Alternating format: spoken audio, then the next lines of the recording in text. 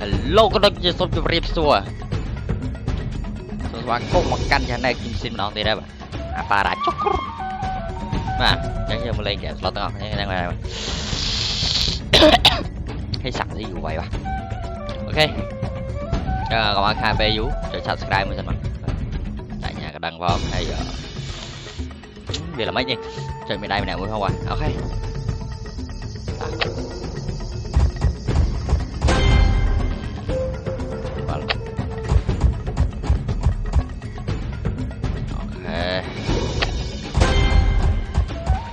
Áp tiền chào bây giờ tính chuột nó nè rồi cả bị đây cả brown bị gì rồi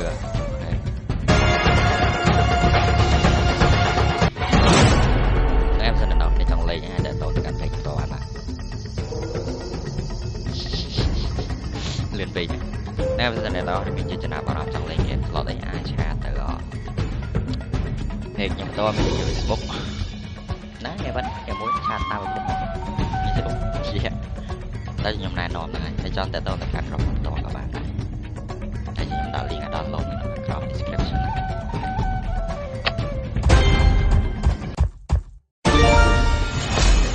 mũi này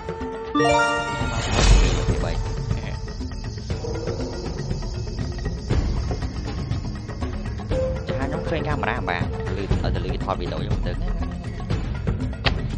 còn việc là trả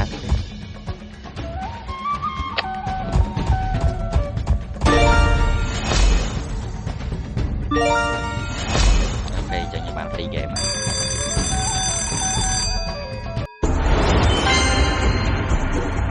có website game mình đang có thể lên try mình đây mà chăm nhầm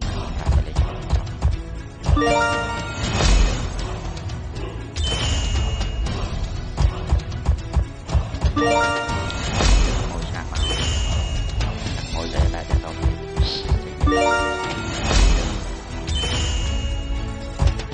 để những bạn bị đòi giảm trong bài nhạc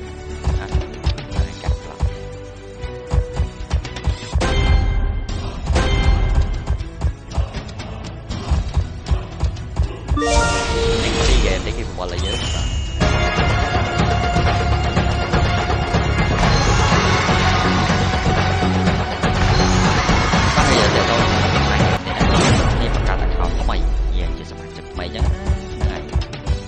free ở giờ ở 7 con cả đây sao là bom có bắt tay với này là con hay channel anh ra chơi không đời này nó tạo rồi lại hai đầu xe nữa tới này hai đầu xe mang rồi cả nhiều lại cả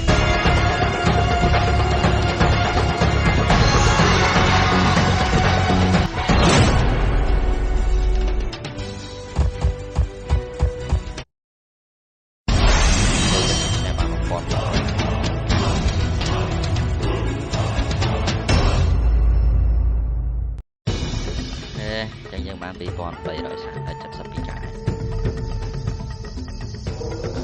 chẳng những chật mũi dân này chấm đầu đây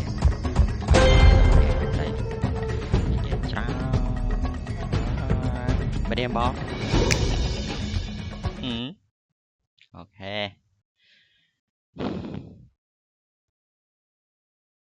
còn là vì tổ thì ok là một gặp luôn này cái pet nào mình làm lộ rồi đâu vậy lên là giờ mà game bạn chơi mà fire free yeah fire free tao bạn chơi nó đi nè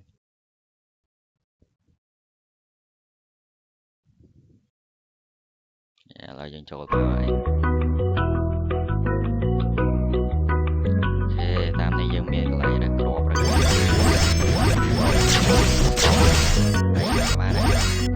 leo té nó sao tính ra tao ngồi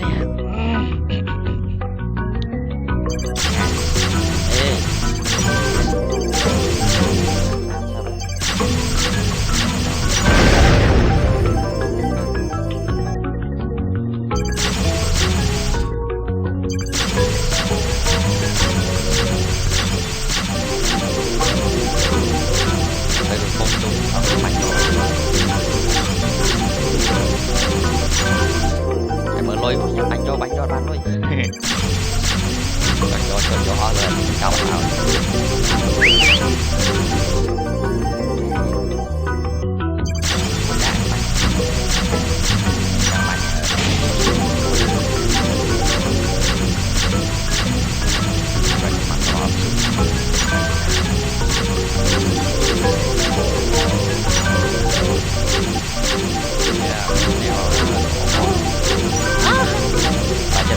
không còn rồi liền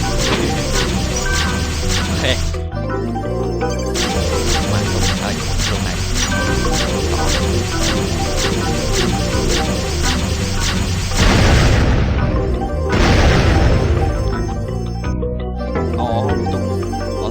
slow mà nó bắn lần chơi tình rồi bạn rồi slow em bạn bạn này bạn bạn chơi tình rồi thì em đó cái tai bạn slow là nó phải nhận tụ slow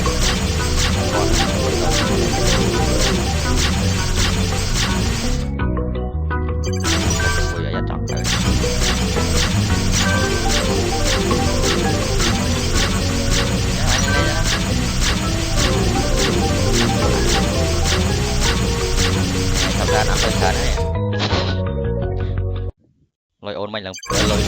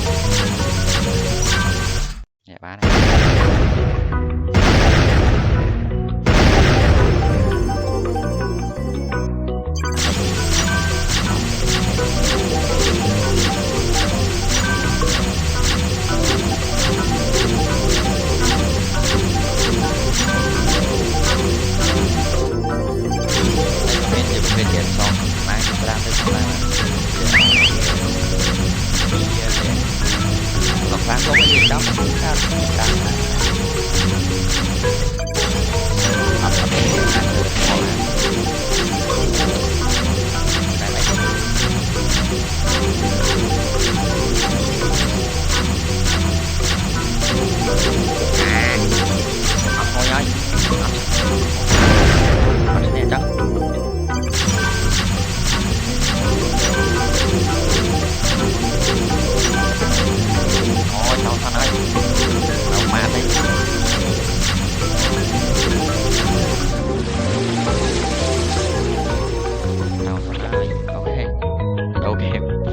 lên đó nào nè, giờ dân tao mới game một điện, bên boss dành màu mình, chẳng lâu lôi giờ lẹ mà sao mà pon pram rồi xài dập mỗi cãi vậy, trong game dạ bí ấy, game dạ bí miền này, nhưng kèo nó chơi lên đấy, nhưng chơi lên là blackjack như mỗi thế này, blackjack nó chơi lên.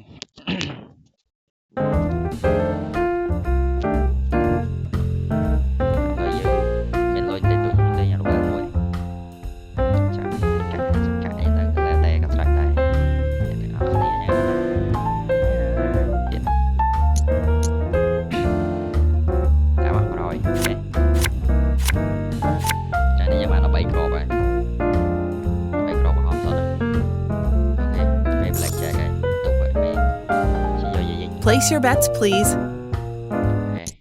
Rồi thì phải rồi chẳng những phải chạm ấy đi đi 20. mà chẳng bia đi đi bia nó mà phải mới drop blackjack này. All win. Player win. Place your bets, please. Rồi thì mà rồi dân ta chạy ra lại 20. để chẳng những bài thì trong thuê con chỉ bị bài thì dành trái như vậy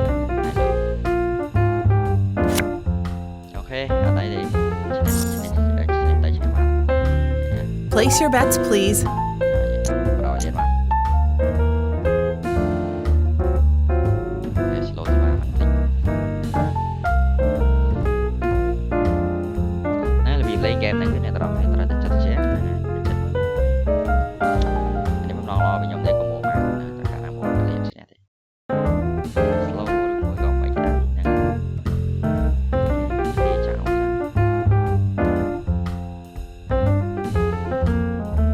Đủ để tao thấy slow dùng tranh nè.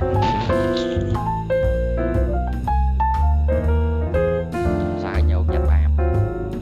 Là slow rồi. Chắc gì cho tranh gỡ cả đây. Chạm lên. Là shop slow à. Shop slow hiện tại. Hỏi đại mà. Đại trẻ mùi ở đây nhau. 9, Full power. Yeah. Nè là dân bảo bạn buồn có nó thì chẳng như là cái biểu là tiền. 17, Chẳng mà tập bờ cro. Tập bờ cro bây giờ này nó phải chọn thay một cái ai mà tại cơ sở này này nó thì chẳng mà. Yeah. 21. Nhưng thì một cro chẳng như là lại chạy. Push. Smart lệnh mới. Place your bets, please.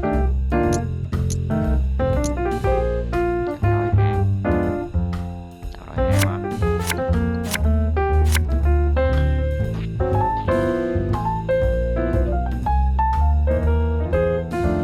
Ai, 20, không bị đá. Bay cro. Chẳng hết rồi thì tên bay cro. all win. Sẽ thấy. Player win. Yeah. Bây giờ hỏi lôi tìm kiếm 7k tới. Place your bets, please. Cái nhóm sau đây nhóm mở game một tí. Anh ấy phát sinh nhóm thơ video này nó này mà nhóm đầu game nữa. Nhưng mà bạn thơ video hỏi nhóm đã lên nhiều vậy. Lấy nó bọc một hào nó mà trong lên.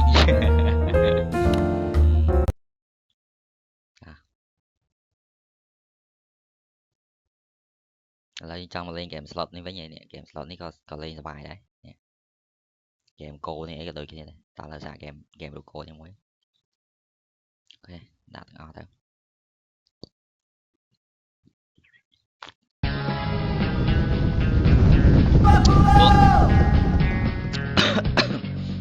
Buồn tật bay thầm miêu.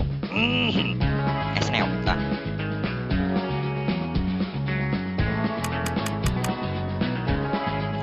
Cho đây.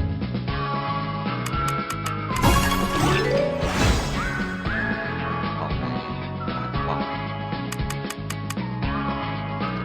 Ta mình bay cả lần còn tiền.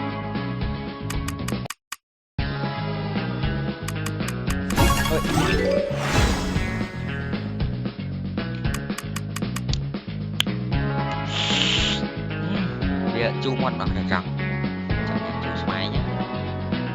Là tôi mới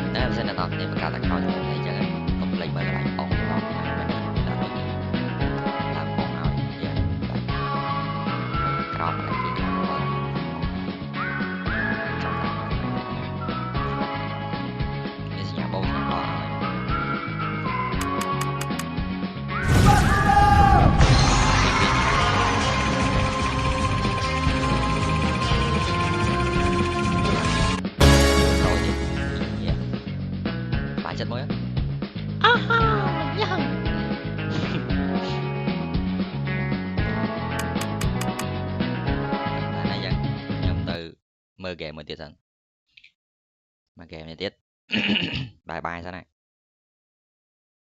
nó ngay bên đây bà khơi lộn chẳng á đỏ giọt cặp một bình không bà do tới việc việc mình cạn ấy chỉ làm việc giờ mình cạn lên mà to thì thế chạy lời thì nó nè Portacro chứ để chạy vô prom thì nó bợp ta da nè cạn lời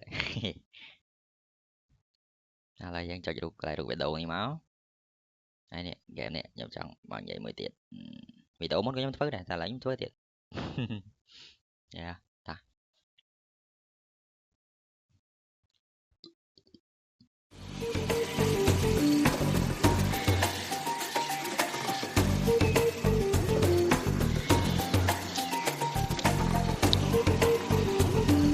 đây giờ mà trong game đấy nhưng ai chia vừa đào sản phẩm đào sản phẩm đừng sản phẩm gì nhập cái này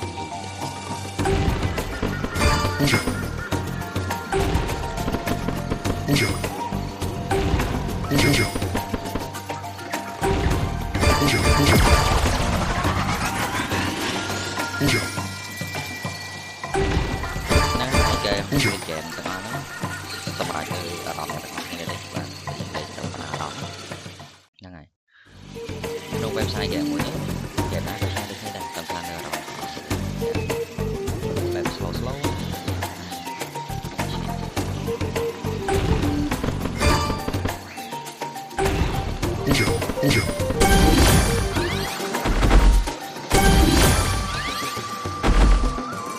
ok vậy nhưng mà bạn bị chặn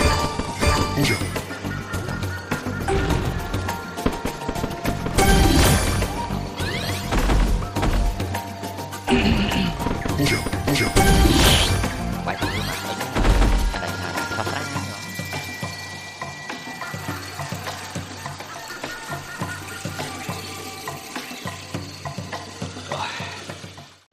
ok xin em taruh bạn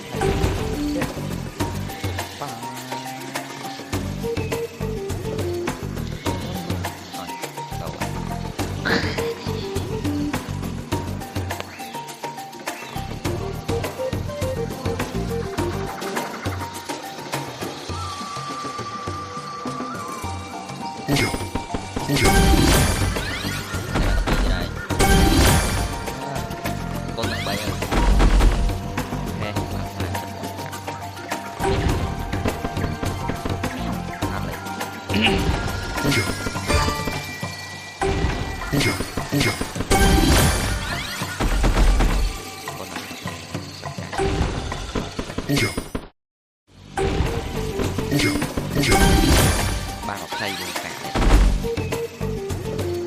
ôi tích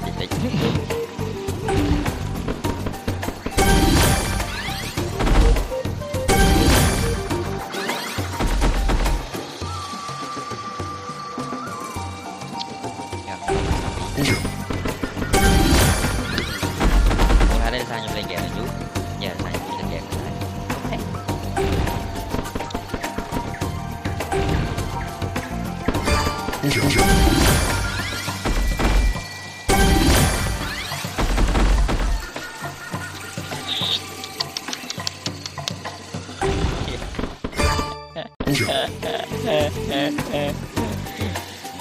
à mày tì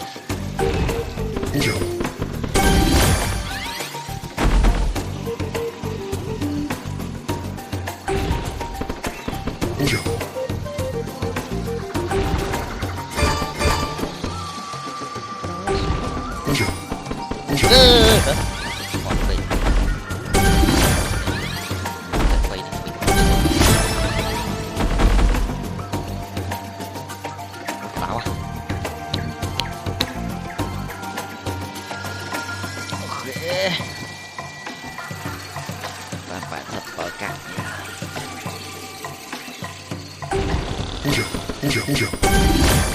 cạnh nghe hay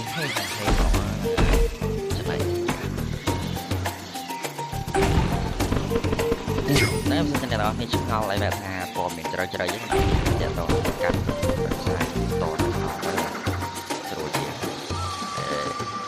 nhưng mà sao tấn cái video này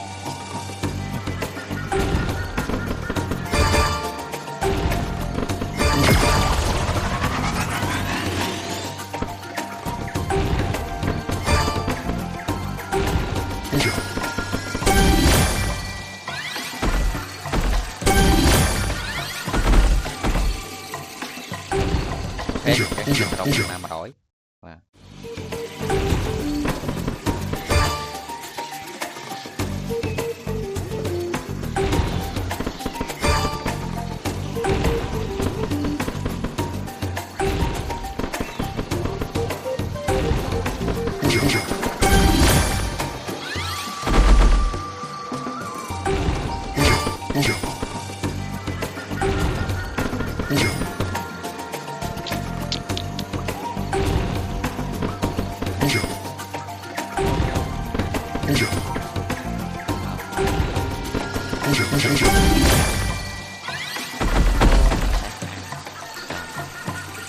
cứ đi mỏi là tầm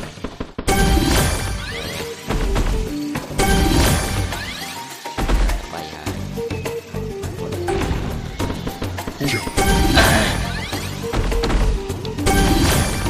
bay cá không bay cá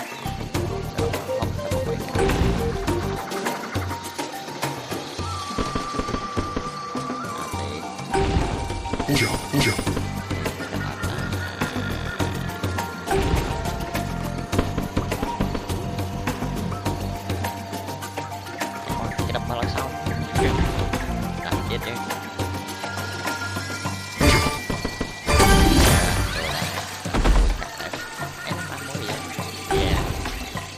chứ để tập 7 k con bị thầy ram cả rồi con 4 đó chụp microphone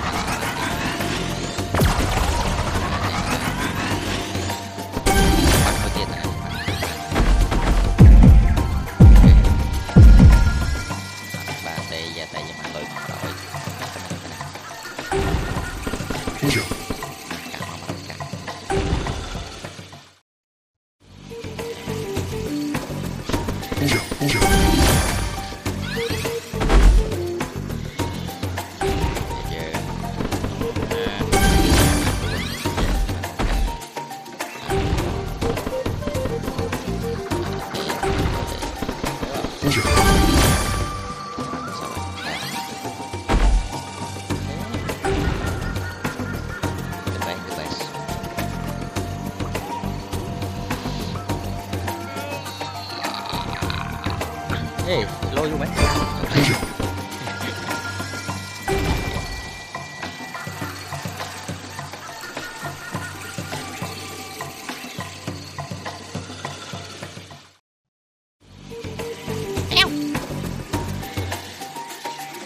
chô kìa mà thốt lâu quá nữa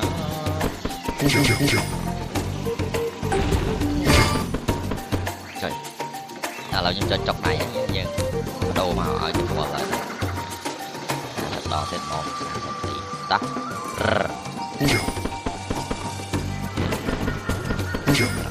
kia không được kia chiên đuôi râu già chứ không phải một ngã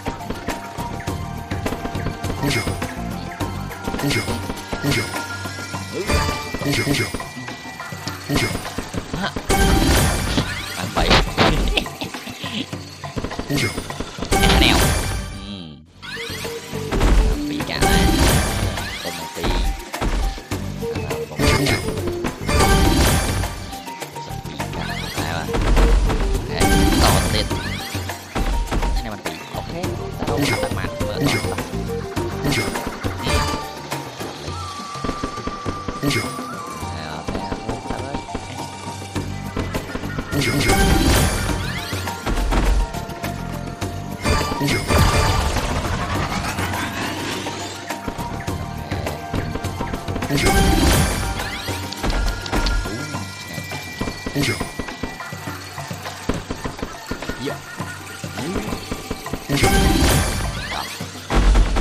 ok tới power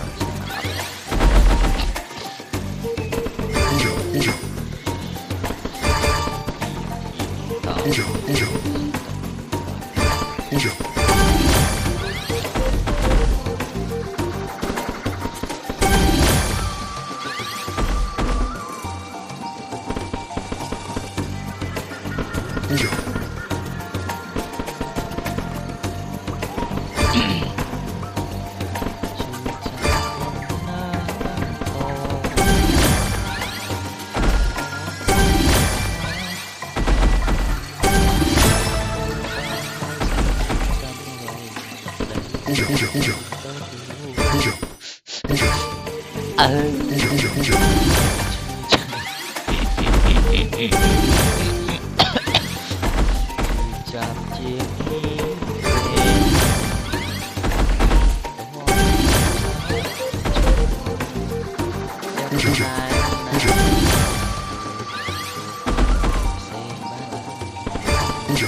ok cô nào mà nãy giờ một bot mà mời kệ như vậy trong khoan dùng thấy hay ok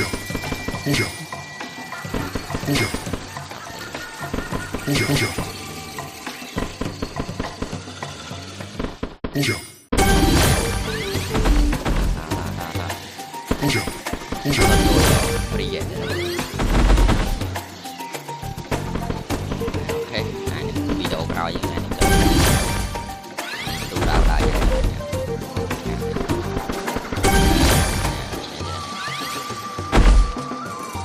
ok giống như đầu giờ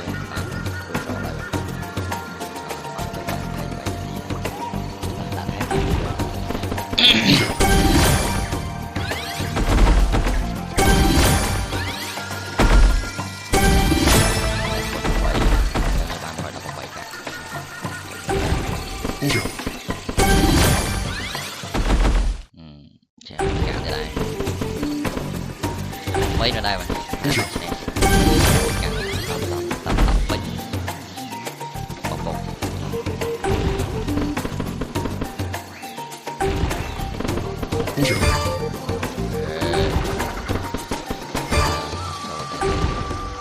đó tiếp nó thấy thì đó tiếp ma thì đó tiếp ma thì đó tiếp ăn tiền đóng tiền ăn đi ăn trộn mày tao ơi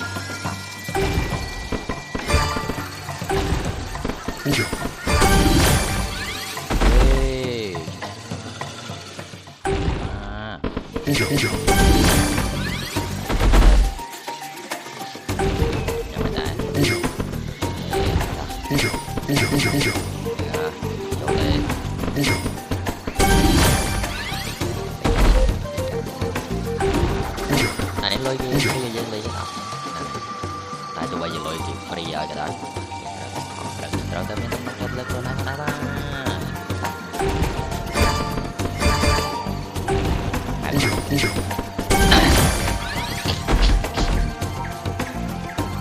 nhưng là bọn cái free mọi vậy mấy con này tôi sẽ thành chân tôi hoặc đã lôi ôi cho người ta cạn cái free dâng lên thế và đồng tay ra đây dồn chân động tác để tôi chỉ cạn cái gì chân động tác ok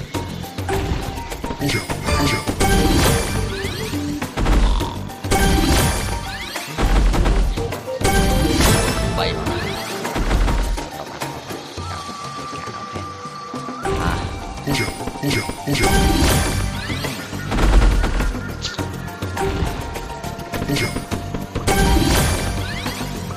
yeah, chẳng cột 30 นาทีbạn 30 นาทีchẳng sao một tí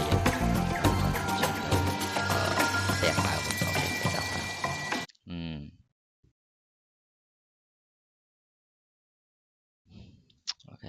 ok nói em đây tao có thể chọnตัวสนาnhung có mình để chịu page Facebook TikTok bằng đại ba hay bây giờ mình đang tiết ở trong nhóm đã link game đó á website game nó có description vào nhóm bằng đại này cho ok xong bài này con nhé sẵn sàng lo chuẩn bị chạp Rossi miền Ban nha thì cho con xa bằng đại ok trong video không chia mà đó thì mình chào bye bye chăm chúc nên video cày bằng đại bạn good night see you to